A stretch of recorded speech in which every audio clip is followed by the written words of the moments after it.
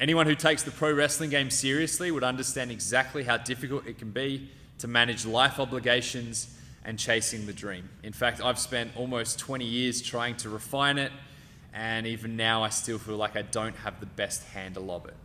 Now, today's episode is all about some tips on how you can remain productive, how you can manage your time wisely, and some things you may need to think about when lining up your priorities in life.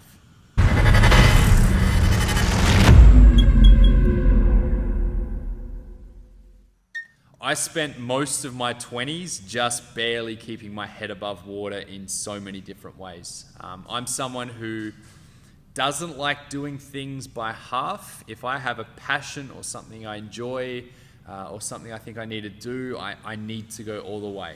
I don't like feeling like other people are outworking me at any point. So for 6.5 years of my 20s, I was studying full-time at uni because I didn't want to just chase pro wrestling and be left with nothing. I wanted to have a side career that I could fall back on if need be, which was teaching in the end. At the same time, I didn't want to not have money, so I made sure to work anywhere from 3 to 5 days a week on top of full-time study. In addition to that, I ran pro wrestling trainings at the Wrestle Rampage dojo in Adelaide. I trained myself every single day of the week, whether it be weight training, grappling, pro wrestling, or more often than not, 2 or 3 of those things in one night, 3 to 4 hours of training every single evening after I'd finished my life obligations. On top of that, travel on the weekends, constantly flying out on Friday, coming back Sunday night. Life got very, very hectic and it felt like a blur a lot of the time. Although in hindsight, taking on so many things probably wasn't the best idea. I definitely don't regret doing it because it put me in the position I'm in today. And I think that if I had neglected any one of those things, I wouldn't have been happy during that period. However, there are a lot of little other things that I did or didn't sacrifice that were really important in making sure I could handle that in any way, shape, or form. Now, for me personally, one thing in that period that I did sacrifice is I didn't really watch any TV or play video games. And I spent my whole childhood loving TV, loving video games. Now I'm in my 30s and I am catching up as best that I possibly can. But in that time, I didn't have a TV. I just didn't need one. There was no time. I also sacrificed sleep. And this is the one that I don't recommend. This is one of the biggest regrets I have because I was trying to survive off 3, 4, maybe 5 hours sleep at the most. And I would get to the end of the week and I would be completely burnt. And I think it definitely affected my recovery in a lot of ways. I went through a lot of just little annoying overuse injuries, specifically in my mid to late 20s, because I just wasn't giving enough respect to recovery. And I think that although things do have to give, you do have to make sacrifices to follow the things you love. Things like recovery, downtime to rest, sleep, diet, those are important things. They are non-negotiables, because if you can really nail those things, you're going to be much more productive and efficient during the rest. Now, if it's not possible to get 7 to 9 hours sleep per night, as I recommend, look for opportunities to nap during the day. In that period, I pretty much made my car a little hub. I would be out for 14 to 16 hours a day. In fact, even now that I have a little bit more of a handle on things, I'm still out from home about 12 to 14 hours a day. And I make sure that in my car I have changes of clothes, I have towels if I need to shower, I have spare food like protein bars and tuna cans and things that can prevent me from having to make unnecessary trips and add extra time onto my day. So productivity can look very simple in that way.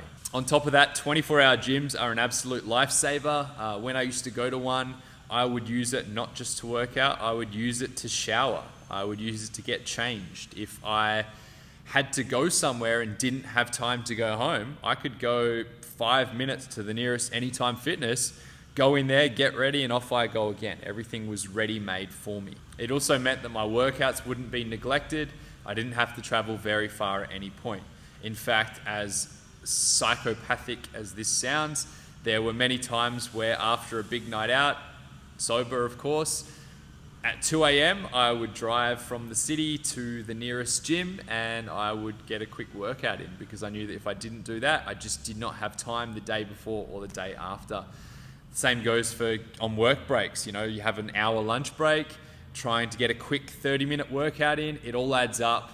Even if you have to do it a couple times a day, you're going to be in a much better position than if you're not doing it at all or skipping workouts here and there. So as you can see, travel time is a pretty big theme here, and I think that travel and transport is something that really adds up the minutes without you really knowing.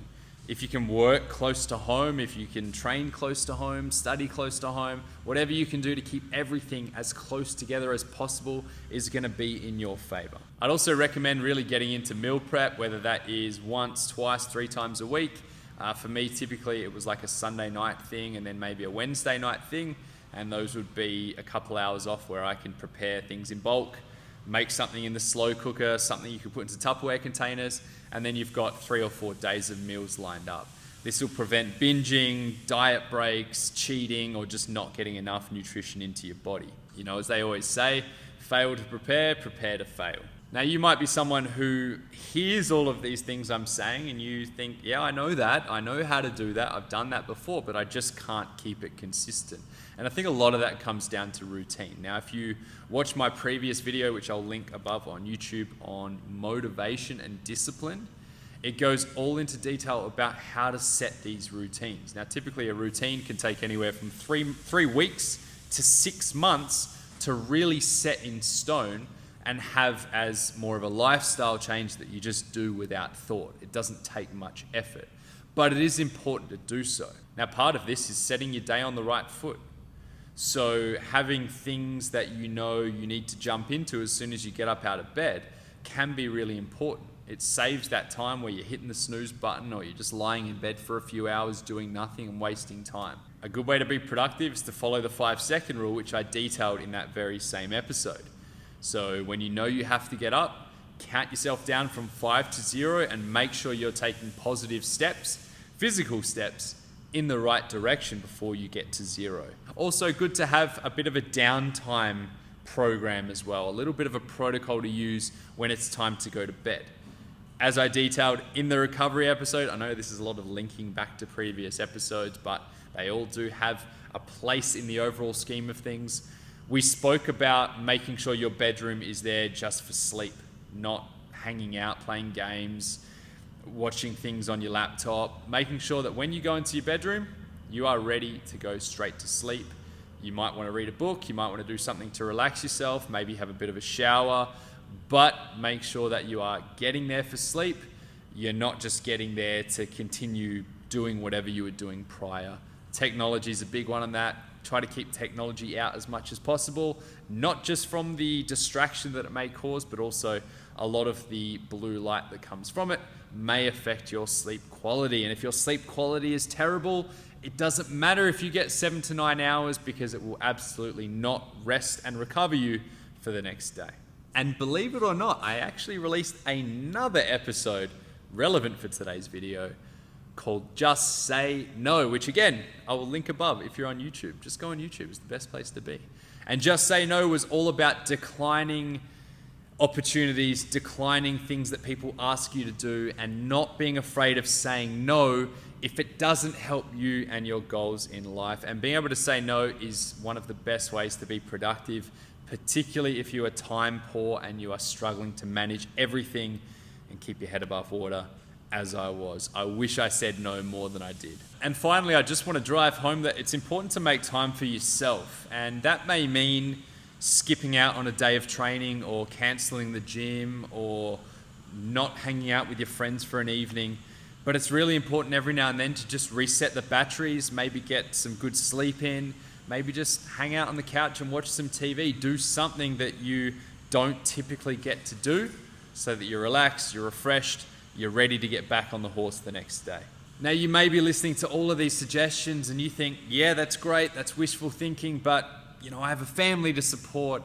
I have a 50-hour-a-week job that leaves me exhausted and tired and unmotivated.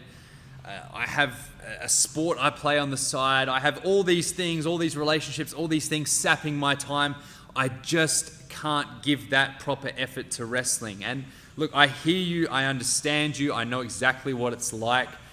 Sometimes you just have to be realistic about it all. And we choose the things we have in our life.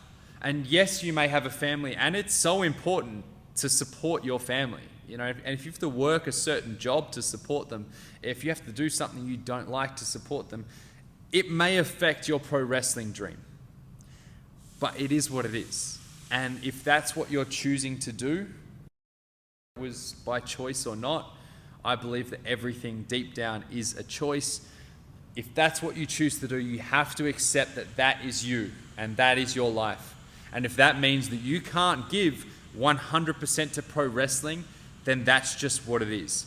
You can't be jealous of and compare yourself to others who perhaps don't have a family and don't have obligations, and perhaps all they have to do in a day is wake up and go to pro wrestling training. There are people like that in the world.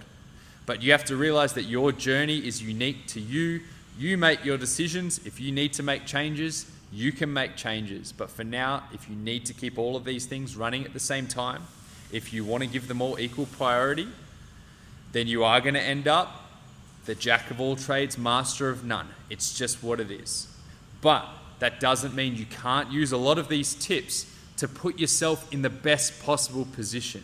You're feeling tired, you're feeling fatigued and exhausted from your day job, make sure that diet's on point. Make sure that sleep's on point. Make sure that everything is in your favor so that when you do get to pro wrestling school, you can learn, you can progress, and you can do everything in your power to get better and closer to that dream. Really, a lot of it comes down to priorities. And if it helps, I would suggest making a list of your high, medium, and low priorities based on the goals you have in life.